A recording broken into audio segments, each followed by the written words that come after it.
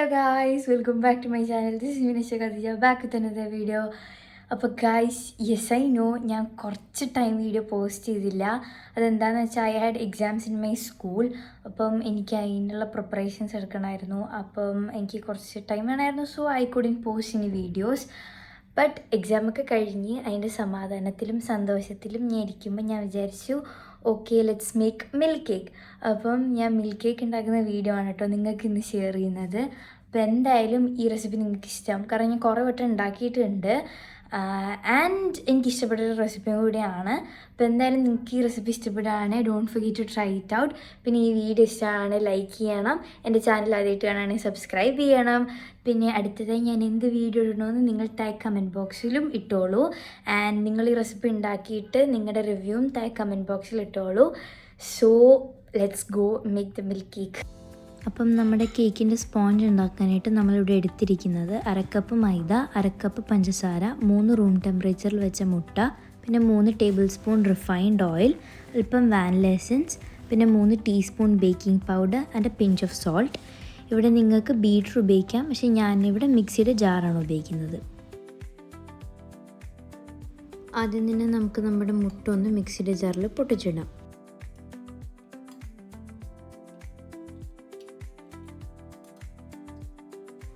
ഇനി നമുക്ക് നമ്മുടെ മുട്ട ഒന്ന് വിപ്പ് ചെയ്തെടുക്കണം. ഫസ്റ്റ് ഓഫ് ഓൾ നമ്മൾ മുട്ട ഒന്ന് വിപ്പ് ചെയ്തിട്ട് 1/2 കപ്പ് പഞ്ചസാര എടുത്ത് വെച്ചിൽ നിന്ന് പകുതിയായി 2 റൗണ്ട് വീതം വിപ്പ് ചെയ്തെടുക്കണം.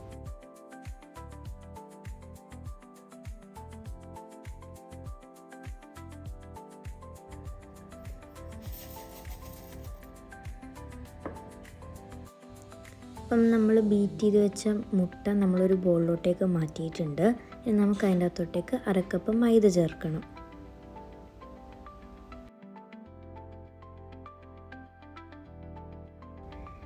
ഇനി നമുക്കിത് നല്ലോണം മിക്സ് ചെയ്തൊന്ന് കമ്പൈൻ ചെയ്തെടുക്കണം.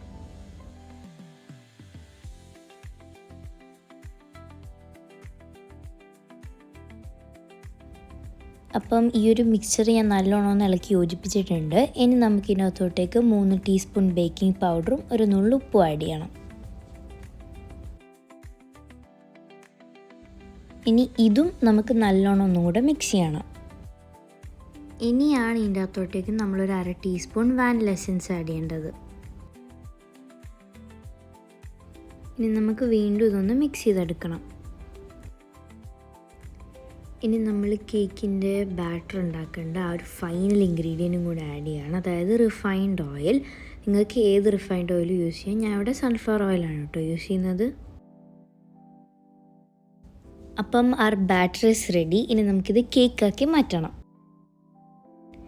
ഇതുപോലത്തെ 2 അലൂമിനിയം കണ്ടെയ്നേഴ്സിലാണ് നമ്മൾ കേക്ക് ബേക്ക് ചെയ്യുന്നത്. ഞാൻ 2 പാർച്ച്മെൻറ്റ് പേപ്പറും വരച്ചു കൊടുത്തിട്ടുണ്ട്. ഇനി നമുക്ക് ബാറ്ററിൻ്റെ അകത്തോട്ടേക്ക് ഒഴിച്ചു കൊടുക്കാം.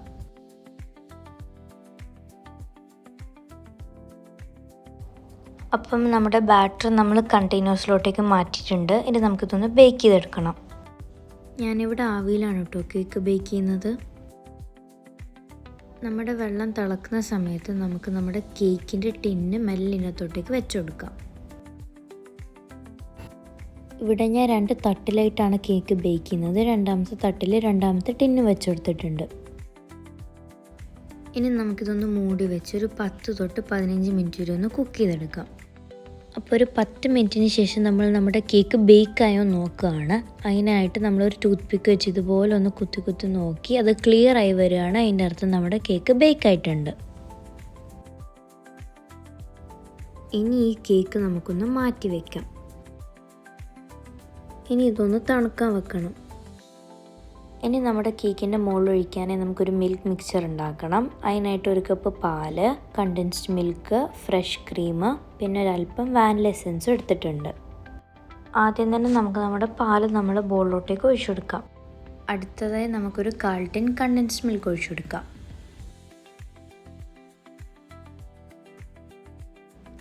ഇനിയാണ് നമ്മുടെ മെയിൻ ഇൻഗ്രീഡിയൻ്റ് ആയിട്ടുള്ള ഫ്രഷ് ക്രീം ആഡ് ചെയ്യുന്നത്. ഇതൊരു 2.5 ടേബിൾ സ്പൂണോളം ആഡ് ചെയ്ത് കൊടുത്താൽ മതി.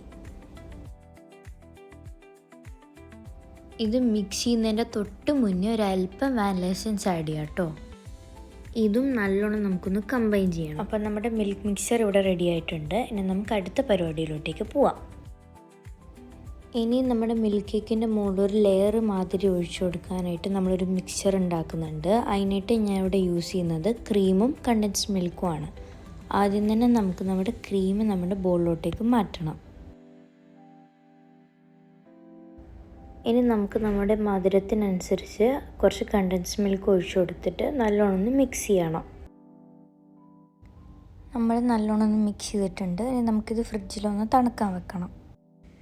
ഈ ഒരു സമയം കൊണ്ട് നമ്മുടെ കേക്ക് നല്ലോണം തണുത്ത് വന്നിട്ടുണ്ട്. ഇനി നമുക്ക് നമ്മുടെ പാച്ച്മെൻറ്റ് പേപ്പറിൽ നിന്ന് കേക്ക് സെപ്പറേറ്റ് ചെയ്യണം.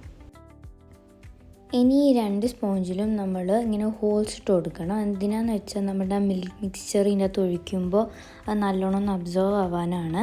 അപ്പം നമ്മൾ ഹോൾസ് ഇട്ട് കൊടുത്തിട്ടുണ്ട്. ഇനി നമുക്ക് ഇതിനകത്തോട്ട് നമ്മുടെ മിൽക്ക് മിക്സ്ചർ ഒഴിച്ചു കൊടുക്കാം.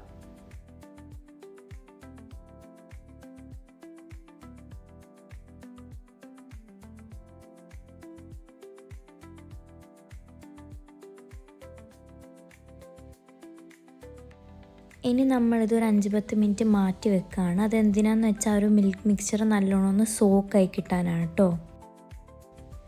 സോ നമ്മുടെ ഫൈനൽ സ്റ്റേജിലേക്ക് നമ്മൾ എത്തിയിട്ടുണ്ട്. നമ്മൾ നേരത്തെ ഉണ്ടാക്കി വെച്ച ആ ഒരു ടോപ്പ് ലെയർ മാതിരി ഒഴിക്കാൻ ഉണ്ടാക്കി വെച്ച ആ ഒരു മിക്സ്ചർ ഞാൻ ഫ്രിഡ്ജിൽ നിന്ന് പുറത്തെടുത്തിട്ടുണ്ട്. ഇനി നമുക്ക് കുറച്ചായിട്ട് നമ്മുടെ ആ കേക്കിൻ്റെ ലെയറിൻ്റെ മുകളിൽ ഇങ്ങനെ ഒന്ന് നല്ലോണം ഒഴിച്ചൊന്ന് സെറ്റ് ചെയ്യണം. നമ്മുടെ ഈ ഒരു ക്രീം മിക്സ്ചറും ഒഴിച്ചതിന് ശേഷം ഇതിൻ്റെ മുകളിൽ നമുക്ക് ഇഷ്ടമുള്ള ഫ്രൂട്ട്സ് വെക്കാം കേട്ടോ. സ്ട്രോബെറി, ബ്ലൂബെറി, റാസ്ബെറി അങ്ങനത്തെ ഏതെങ്കിലും ഒരു ബെറി വെച്ച് കൊടുക്കാം. അല്ലെങ്കിൽ നിങ്ങൾക്ക് കാരമൽ സോസ് ഉപയോഗിക്കാവുന്നതാണ്. ഇനി ഇതൊരു 2-2.5-3 മണിക്കൂറോളം ഫ്രിഡ്ജിൽ വെച്ചൊന്ന് തണുപ്പിച്ചെടുക്കണം. സോ ഫൈനലി നമ്മുടെ മിൽക്ക് കേക്ക് ഇവിടെ റെഡി ആയിട്ടുണ്ട്. ഇനി നമുക്കിത് തുറന്ന് നോക്കി കഴിക്കാൻ മാത്രമേ ബാക്കിയുള്ളൂ. പിന്നെ ഞാൻ ഇതിൻ്റെ മുകളിൽ ഡെക്കറേഷൻ പർപ്പസിനായി കുറച്ച് കാരമൽ സോസ് ഒഴിച്ചിരുന്നു. എനിക്ക് കാരമലിൻ്റെ ടേസ്റ്റ് അങ്ങോട്ട് ഇഷ്ടമല്ല. അപ്പോൾ ഞാൻ കുറച്ച് മാത്രമേ ഒഴിച്ചിട്ടുള്ളൂ കേട്ടോ. പിന്നെ എനിക്ക് കഴിയാവുന്ന രീതിയിൽ ഞാനത് ഡെക്കറേറ്റ് ചെയ്തെടുത്തിട്ടുണ്ട്. ഇനിയാണ് നമ്മുടെ മെയിൻ പാർട്ട്. ഞാനത് ട്രൈ ചെയ്യാൻ പോവാണ്. അപ്പം ഇത് ശരിക്കും പറഞ്ഞാൽ ഒരു സ്ലൈസ് മുറിച്ചിട്ട് അതൊരു പ്ലേറ്റിൽ ഇങ്ങനെ ഇട്ട് അതിൻ്റെ സൈഡിൽ ആ മിൽക്ക് മിക്സ്ചറൊക്കെ ഒഴിച്ചിട്ടാണ് കഴിക്കേണ്ടത്. പക്ഷെ എനിക്ക് അതിനുള്ളൊരു ത്രാണിയില്ലായിരുന്നു. അപ്പം ഞാനിത് ഡയറക്റ്റ് ഒരു സ്പൂൺ എടുത്ത് കഴിക്കുകയാണ്. And when I kept it in my mouth it was delicious. ശരിക്കും പറഞ്ഞാൽ വായിലിട്ടപ്പോൾ അലിഞ്ഞു പോയി കേട്ടോ. It was so worth it.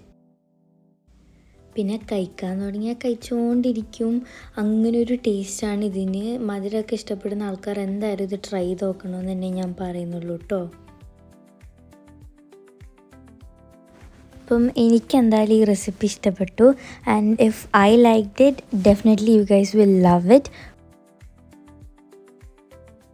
So guys, my bro is gonna try it. Try.